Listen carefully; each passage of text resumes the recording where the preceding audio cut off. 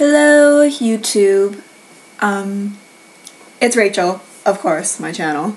Yeah, I don't really have anything exciting or really dramatic like some of my other videos. I've actually just wanted to talk about something that happened to me yesterday, which I find is pretty amazing. So yesterday I went downtown, and I'm not really familiar with downtown Toronto. I live more north in Richmond Hill, Markham area, so I'm not really used to the public transport there. Anyway, when I was coming back up north to go meet up with some of my friends, there was this lady.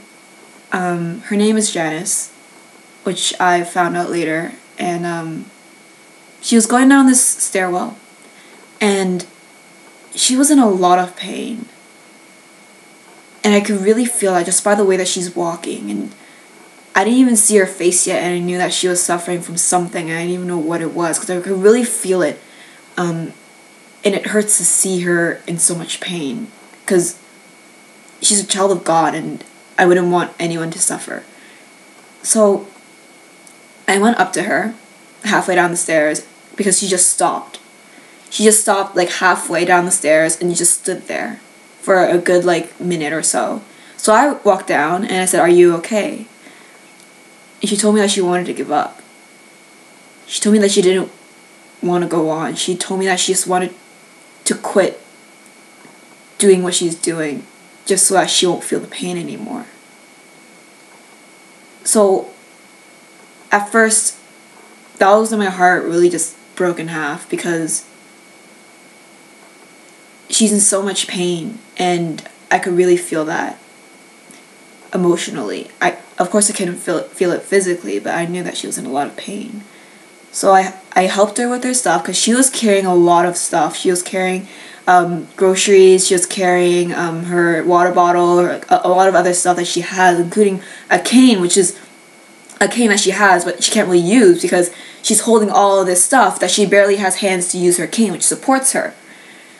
So I helped her down the stairs, and throughout the entire time she just kept on telling me, "I want to give up, I want to give up, I don't want to keep going. There's no point in me to keep going."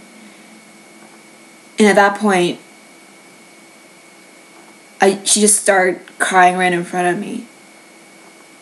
She was saying, "I don't know what to do anymore. I don't know how am I supposed to go on." And I said, "Okay, well, first off, where are you going?" And she told me that she was going on Bloor and Yonge, which is the next stop. So, okay, I went with her. And then I went on the subway. I told people to clear a spot for her to get her to sit down. She sat down. And she was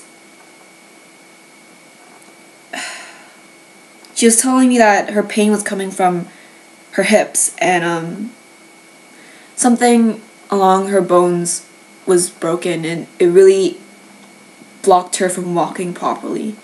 And to be honest, she's not that old either. If anything, she'd be 50 or mid-50s, but if anything, she's that age. So we got off the subway on her stop, and I asked if I could pray for her. And then she was really shocked. She was shocked that this random girl, this random stranger would just say, "Can I pray for you?"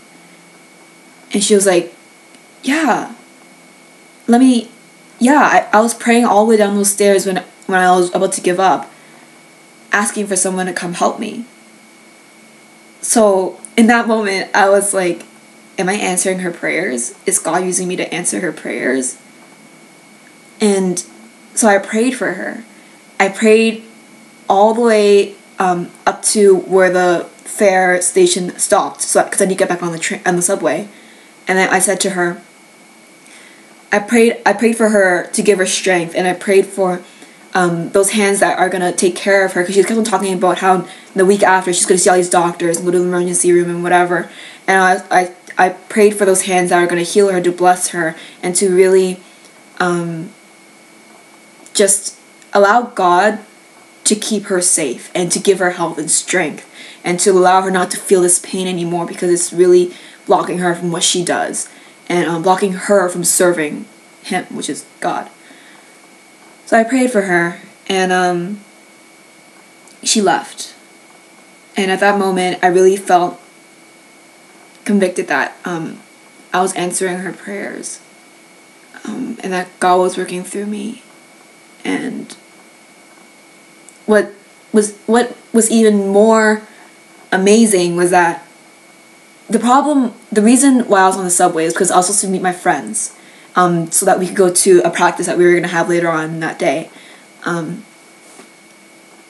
And the problem at that time, before I saw her, was that I was unable to reach them because they were in the subway. And I was having a really hard time figuring out where they were because I kept on going up the stairs, down the stairs to just get signals so I could reach them or text them or something. And so I was waiting for the subway to come, the next subway. And I was thinking, okay, what am I going to do? What am I going to do? What am I going to do? And then I get on the subway, and they're sitting right in the same cart that I stood in front of. Which is really, really amazing because God has given me that miracle for me to find them. For me to find them so easily because it's so coincidental. Like, not coincidental, but like, it is so like, what the heck? Like, how can I possibly meet up with them? Like, on all the subway, out of all the subway lines, out of all the subway carts, I just happen to be on that same one that they are on.